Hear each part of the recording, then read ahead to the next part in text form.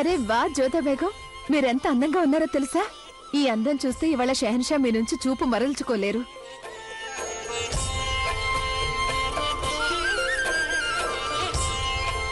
నిజంగానే చాలా బాగుంది. మా అబ్బుజాన్ పెళ్లి కూతురు చాలా బాగుంది, కానీ ఒక లోపం ఉంది. అన్ని సరిగానే వేసుకున్నానే, ఇంకేం లోపం ఏది ఉంది? కొంచెం వంగండి. చెప్పండి.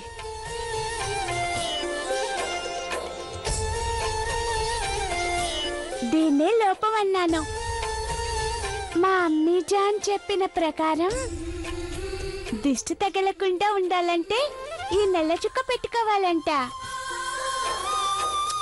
సరేనండి పెద్దావిడి గారు, ఎలాగో బొగ్గు చుక్క పెట్టేసరిగా ఇప్పుడైనా నేను పెళ్లి కూతురులో కనిపిస్తున్నానా? మరి ఇప్పుడన్నీ చక్కగా ఉన్నాయి. అమ్మీజాన్ నన్నెప్పుడు పెళ్లి కూతురు చేస్తారు? అలాగా అండి. పెళ్లి కూతురు అవ్వాలంటే ముందుగా మీ పెళ్లి కొడుకు ఎక్కడున్నాడో చెప్పండి. ఒకవేళ పెళ్లి కొడుకు లేకపోతే నేను పెళ్లి కూతుర్ని కాకూడదా? జోదా బేగం, నా ఉద్దేశంలో సలీం కంటే ముందు మన అర్మాన్ బానుకి పెళ్లి చేసేయాలి. నేను కాదంటలేదు. అయితే అమ్మీజాన్ పెళ్లి కొడుకు ముందే చెప్పు, ముసలి గుర్రం ఎక్కి రావద్దని. నాకు ముసలి గుర్రాలంటే కొంచెం కూడా ఇష్టం లేదు. అవునా? సరే.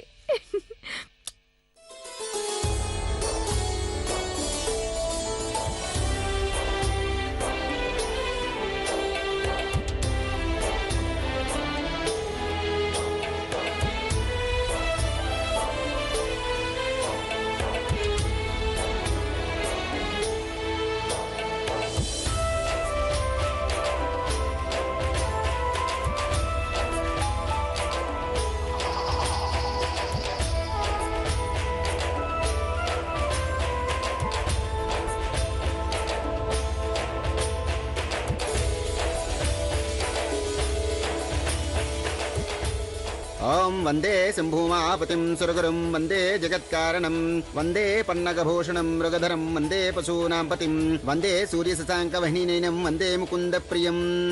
వధువుని రమ్మనండి.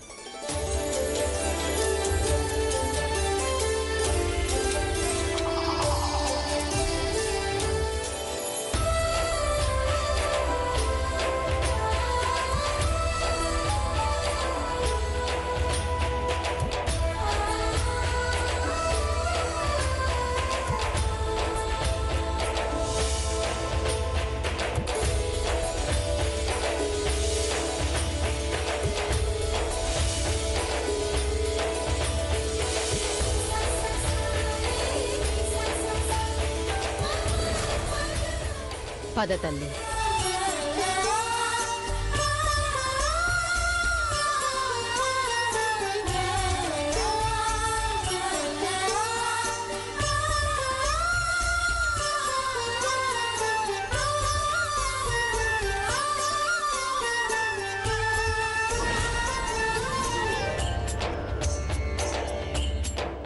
మాకు అత్యంత ప్రియమైన వస్తువుని మీకు అప్పగిస్తున్నాం జలాల్.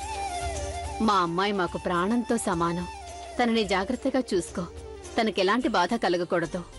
అవును షెహన్షా, ఆవిడ బాధపడితే ఊరుకునేది లేదు.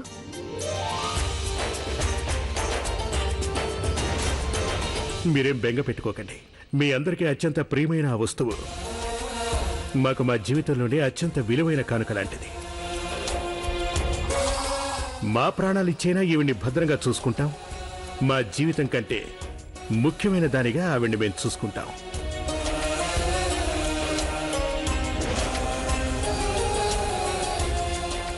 ఇక మీ ఇద్దరు కూర్చోవచ్చు. అలాగే.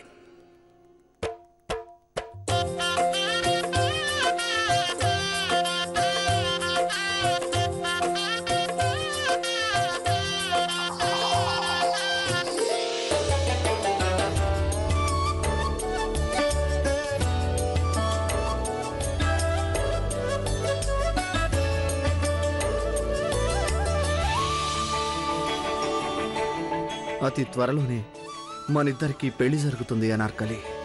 ఆ దేవుణ్ణి నేను కూడా అదే కోరుకుంటున్నాను, నన్ను మీ భార్యని చెయ్యమని. కానీ ఎందుకో నాకు తెలీదు, చాలా భయంగా ఉంది ఇలా జరుగుతుందో లేదో అని. అనార్కలి, త్వరలోనే మీరు మన పెళ్లిని ఒక కానుగ్గా అందుకుంటారు. మీకు మీరిచ్చే కానుక జ్ఞాపకం ఉందిగా జ్యోతి?